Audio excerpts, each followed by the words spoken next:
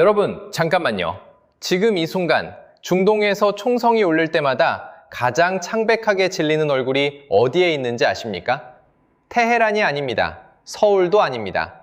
바로 북경의 중남해입니다. 아이러니하게도 미국의 폭격기가 이란 상공을 날 때 가장 기명을 지르는 건 정작 이란 정부가 아니라 시진핑의 참모들이었습니다. 왜 그럴까요? 이란은 중국의 우방이 아니었습니다. 중국 경제를 지탱하는 4개의 보이지 않는 기둥이었습니다. 오늘 저는 그 4개의 기둥이 무엇인지, 그리고 그 기둥이 하나씩 부러질 때 중국 경제에 어떤 일이 벌어지는지를 숫자와 팩트로 낱낱이 해부해드리겠습니다. 끝까지 보시면 지금 이란 사태가 단순한 중동 분쟁이 아니라 미중 패권 전쟁의 핵심 전장이라는 사실이 완전히 이해되실 겁니다. 자, 시작합니다. 먼저 가장 기본적인 이야기부터 해봅시다. 에너지입니다. 중국은 세계 최대의 원유 수입국입니다. 하루에 무려 1027만 배럴을 바다를 통해 수입하죠. 그중 13.4%가 어디서 옵니까? 네, 바로 이란입니다. 구체적인 숫자를 봅시다.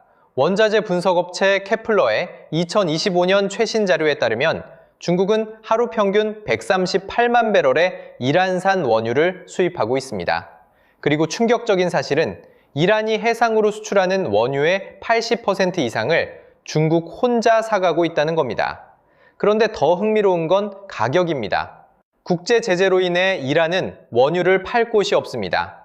그래서 어쩔 수 없이 시장가보다 싸게 팔아야 합니다.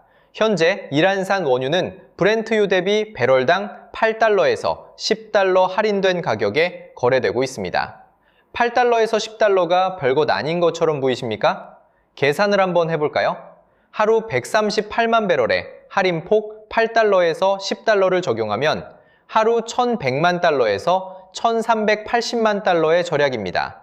1년으로 환산하면 약 40억 달러부터 50억 달러까지, 우리 돈으로 5조 3천억 원부터 6조 6천억 원까지에 달하는 원가 절감 효과입니다. 이게 매년 중국 제조업의 원가 경쟁력으로 그대로 흘러들어가는 구조입니다. 특히 중국 산동성에 집중되어 있는 중소 독립 정유사들, 이른바 티팟 정유사들이 이 혜택의 핵심 수혜자입니다. 이 티팟 정유사들은 중국 전체 정제 능력의 4분의 1을 차지하는 막강한 세력인데 바로 이 할인된 이란산 원유를 먹고 살아왔습니다. 그 파급 경로는 이렇습니다. 이란산 저가 원유, 화살표 티팟 정유사의 낮은 정제 원가, 화살표 시장에 공급되는 저렴한 연료, 경유, 화살표 중국 제조업 공장의 에너지 비용 절감, 화살표 완성품 단가 하락, 화살표 수출 가격 경쟁력 유지. 직접 연결이 아닌 공급망 전체에 걸친 연쇄 효과입니다. 중국에게 이란은 단순한 우방이 아니었습니다. 국제 유가보다 배럴당 8달러에서 10달러나 싼 기름을 연간 40억에서 50억 달러치 공급해주는 비밀 주유소였습니다. 그런데 여기서 반드시 짚고 넘어가야 할 것이 있습니다. 어떻게 이 거래가 지금껏 가능했을까요? 미국의 제재망을 어떻게 피한 걸까요? 방법은 놀랍도록 간단합니다.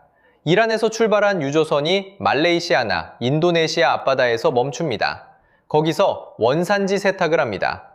서류상 말레이시아산, 인도네시아산으로 둔갑해서 중국 항구에 들어오는 겁니다. 실제로 중국 세관 자료에는 2022년 7월 이후 이란산 원유 수입 실적이 단 한 건도 집계되지 않고 있습니다. 공식적으로는 이란 기름을 수입한 적이 없는 나라가 된 거죠. 그런데 이제 트럼프가 이 게임판을 완전히 뒤집으려 하고 있습니다. 2026년 1월 트럼프는 이란과 거래하는 모든 국가에 25%의 관세를 부과하겠다고 선언했습니다. 이란산 원유를 사는 중국 정유사들을 제재 명단에 올리기 시작했고 이미 티팟 정유사 3곳이 직격탄을 맞았습니다. 비밀 주유소가 문을 닫을 위기에 처한 겁니다. 그런데 잠깐, 에너지 문제가 전부가 아닙니다. 이란이 중국에게 갖는 의미는 훨씬 더 깊습니다. 지도를 한번 펼쳐볼까요? 중국의 대전략 1대1로 벨트 앤드 로드 이니셔티브. 시진핑이 2013년부터 시작해서 10년 넘게 공들여온 21세기판 실크로드입니다. 중국의 자본과 기술로 아시아, 아프리카, 유럽을 연결하는 거대한 인프라 네트워크를 구축해서 미국 중심의 세계 질서를 중국 중심으로 재편하겠다는 야망이죠. 그런데 이 거대한 그림에서 이란이 어떤 위치에 있는지 아십니까? 이란은 1대1로의 허리입니다. 지도를 보시면 명확합니다. 중국에서 카자흐스탄을 거쳐 투르크메니스탄까지 온 육상 실크로드가 유럽으로 연결되려면 반드시 이란을 통과해야 합니다. 이란의 차바하르 항구는 특히 중요한데 아프가니스탄과 중앙아시아, 러시아로 이어지는 유라시아 내륙무역의 관문 역할을 합니다. 2021년 3월 중국과 이란은 역사적인 협정을 맺습니다. 25년 포괄적 전략 동반자 협정입니다. 내용을 보면 놀랍습니다. 중국은 향후 25년 동안 이란의 석유 가스 개발, 항만, 도로, 철도, 태양광 발전소, 전기차 인프라, 5G 통신망 구축에 무려 4천억 달러를 투자하기로 약속했습니다. 한화로 513조 원이 넘는 천문학적 규모입니다. 대신 이란은 중국의 할인된 가격으로 25년 동안 원유와 가스를 안정적으로 공급하기로 했죠. 물론 4천억 달러가 현실에서 그대로 집행된 것은 아닙니다. 국제 제재와 이란 내부의 경제적 불안정으로 인해 실제 투자 집행은 더딘 상태입니다. 그러나 이 협정이 의미하는 것은 단순한 돈의 문제가 아닙니다. 중국이 이란을 1대1로 전략의 공식 파트너로 선언했다는 것, 그 지정학적 의지 자체가 핵심입니다. 이란이 혼란에 빠지면 어떻게 됩니까? 이 허리가 끊기는 겁니다. 중국이 파키스탄의 과다르 항구에 쏟아부은 수백억 달러의 투자, 중국 파키스탄 경제회랑에 투입한 620억 달러의 자금, 카자흐스탄과 투르크메니스탄을 잇는 파이프라인 네트워크, 이 모든 것이 이란이라는 허리를 통해 연결됩니다. 이란이 불안정해지거나 친미 정권으로 바뀌는 순간 이 모든 투자가 끊긴 철길이 되는 겁니다. 지도를 보십시오. 이란이라는 허리가 끊기면 중국의 1대1로는 거대한 고철 덩어리로 변합니다. 중국의 서진 정책은 20년 후퇴합니다. 그리고 지정학 문제는 여기서 끝이 아닙니다. 이란이 약해지면 미국은 그 군사력을 어디로 돌릴까요? 바로 이 질문이 세 번째 기둥으로 연결됩니다. 이것은 가장 서늘한 이야기입니다. 지금까지 미국의 군사력은 어디에 집중되어 있었습니까? 중동입니다. 이라크, 시리아, 아프가니스탄, 그리고 이란. 미국은 수십 년 동안 이 지역의 군사력과 외교력의 상당 부분을 묶어두었습니다. 그 덕분에 누가 숨을 쉴 수 있었을까요? 중국입니다. 중국은 미국의 눈과 발이 중동에 묶여있는 동안 남중국해에서 인공섬을 쌓고 대만 주변에서 군사훈련을 들리고 인도태평양 지역에서 영향력을 확장해왔습니다. 이란은 자신도 모르는 사이에 중국을 위해 미국의 관심을 분산시키는 전략적 방패 역할을 해온 셈입니다. 그런데 이제 그 방패가 깨지고 있습니다. 이란이 미국의 공격으로 약해지거나 정권이 교체되거나 친미 성향으로 돌아서면 어떻게 됩니까? 미국이 중동에서 발을 뺄 수 있는 명분이 생깁니다. 그 엄청난 군사력이 어디를 향할까요? 남중국해입니다. 대만 해협입니다. 실제로 미국의 전략가들은 오래전부터 이 중동 이탈, 아시아 집중 전략을 공언해왔습니다. 오바마의 아시아 피벗, 초아시아, 트럼프 일기의 인도태평양 전략, 바이든의 오커스 동맹 출범까지 방향은 일관됩니다. 물론 트럼프 2기는 이란 압박에 중동 재개입이라는 복잡한 면도 있습니다. 그러나 중동 문제를 조기에 정리한 뒤 아시아로 전략 무게중심을 이동한다는 방향 자체는 변하지 않습니다. 이란이 약해진 세상에서 중국이 직면하는 현실은 이렇습니다. 더 이상 중동이 미국의 발목을 잡아주지 않습니다. 미국의 항공모함 전단이 온전히 남중국해와 대만 해협에 집중됩니다. 이란은 중국 대신 미국의 매를 맞아주던 전략적 방패였습니다. 방패가 깨지면 칼날은 곧장 독경으로 향합니다. 그런데 이 안보 문제보다 더 깊고 더 장기적이며 어쩌면 가장 치명적인 네 번째 기둥이 있습니다. 이것이 오늘 대본의 클라이맥스입니다. 자, 이제 가장 고차원적인 이야기를 해볼 시간입니다. 통화 패권입니다. 1974년 미국은 사우디아라비아와 은밀한 거래를 합니다. 우리가 당신들의 왕조를 보호해 줄 테니 전 세계 원유 거래는 반드시 달러로만 하라.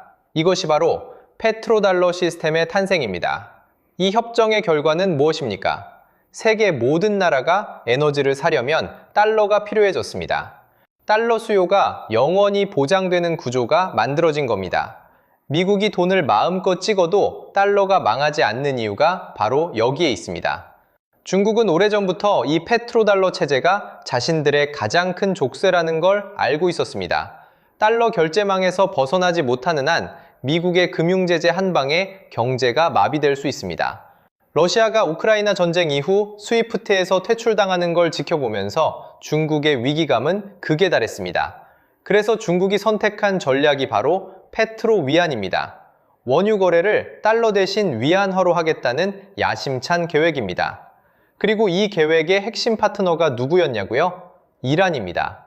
이슬람 혁명 이후 미국 중심의 달러 결제망에서 강제로 퇴출당한 이란은 중국 위안화로 원유 대금을 결제하는 것이 생존의 문제였습니다. 중국 입장에서는 탈달러 실험을 위한 완벽한 파트너를 얻은 겁니다. 실제로 중국은 2018년 상하이 국제에너지거래소 INE에 위안화 표시 원유 선물 시장을 개설했습니다. 전 세계 원유 선물 거래의 15%부터 16%까지를 차지할 만큼 빠르게 성장했습니다.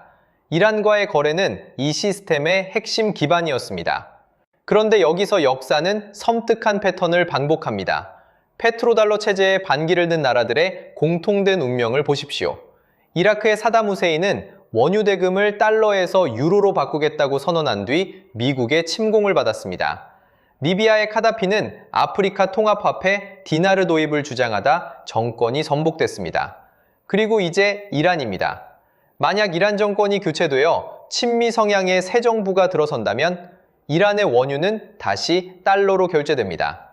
페트로비안의 거점 하나가 사라지는 겁니다. 중국이 수년에 걸쳐 쌓아온 탈달러 인프라가 흔들립니다. 여기서 균형 잡힌 시각 하나를 더 짚어드려야 합니다. 페트로위안의 꿈이 강력한 건 사실이지만 현실적 한계도 분명히 존재합니다. 현재 위안화의 국제 외환 준비 통화 비중은 약 3% 수준에 불과합니다. 달러의 약 60%와는 비교가 안 되는 수준이죠. 위안화는 자본시장이 완전히 개방되지 않았고 환율을 중국 정부가 관리하는 구조여서 글로벌 민간 투자자들의 신뢰를 얻기 어려운 구조입니다. 그렇다면 페트로위안은 허상일까요?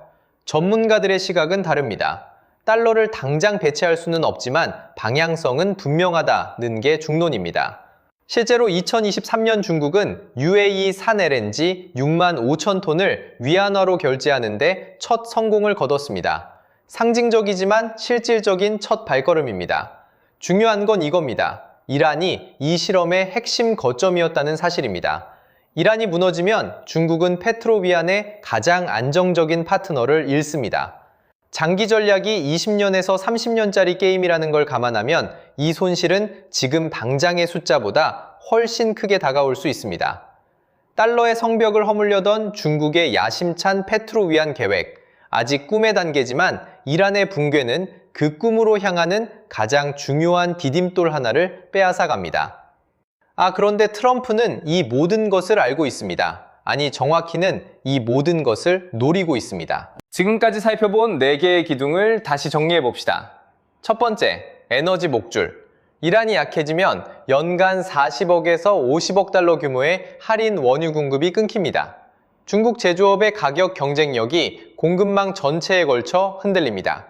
두 번째, 1대1로의 허리. 이란이 불안정해지면 중국의 서진 정책 전체가 마비됩니다. 협정 자체의 집행은 더디지만 이란을 전략 파트너로 삼겠다는 중국의 지정학적 구상 전체가 물거품이 됩니다. 세 번째, 전략적 방패.